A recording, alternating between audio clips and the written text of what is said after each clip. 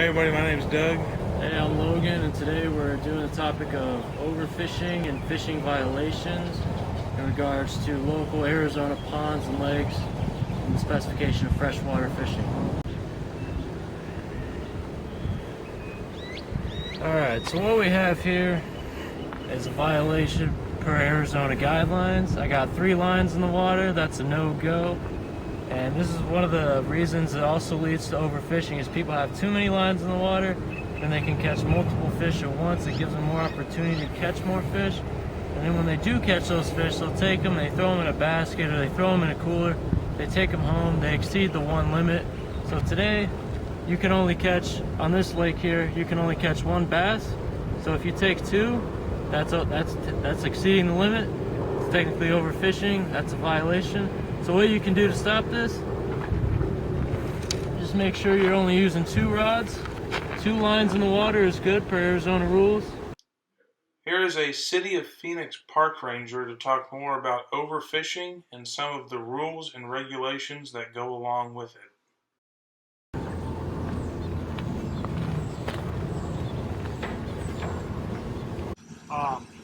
The biggest thing with overfishing here is that it's unfair to all the other users. They only put so much fish in,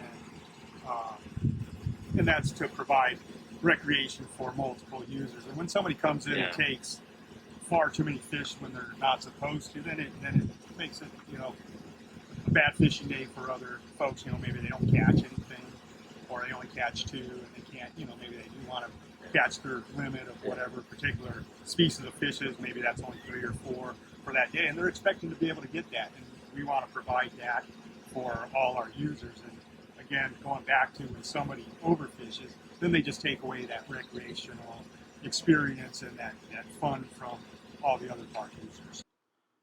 Thank you to the Phoenix Park Ranger for answering some of our questions. Now here's another example of overfishing. As you can see from this article, which is from wiredtofish.com, these anglers were caught up in Illinois with 114 fish, which is well over the legal limit. This is just the type of thing we want to stop. So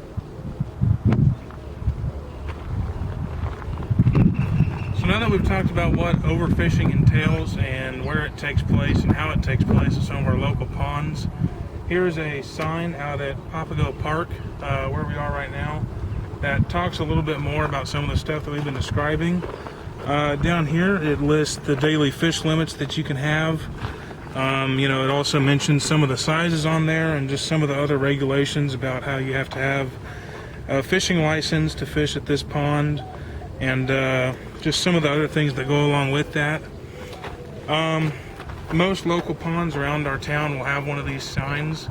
If you ever want to learn more about it, or if you think you might go to a place that doesn't have one of those, you can always pick up one of these at your local store.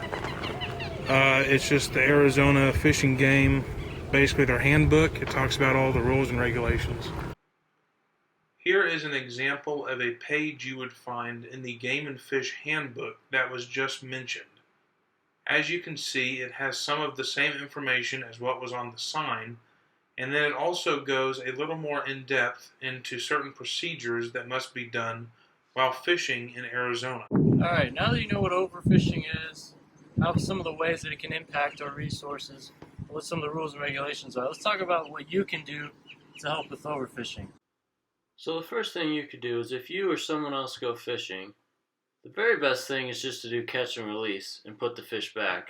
But if you do want to keep some of the fish you catch, you can always just keep the amount under the daily limit. That way you're not taking so many of the resources out of the lakes.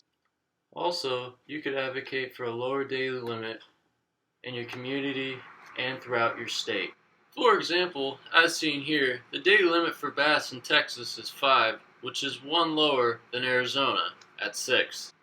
The second thing you can do is simply know the rules and laws of fishing in Arizona, or whatever state you're in. But know the rules before you go out and fish, and help others around you to know the laws before they break a violation.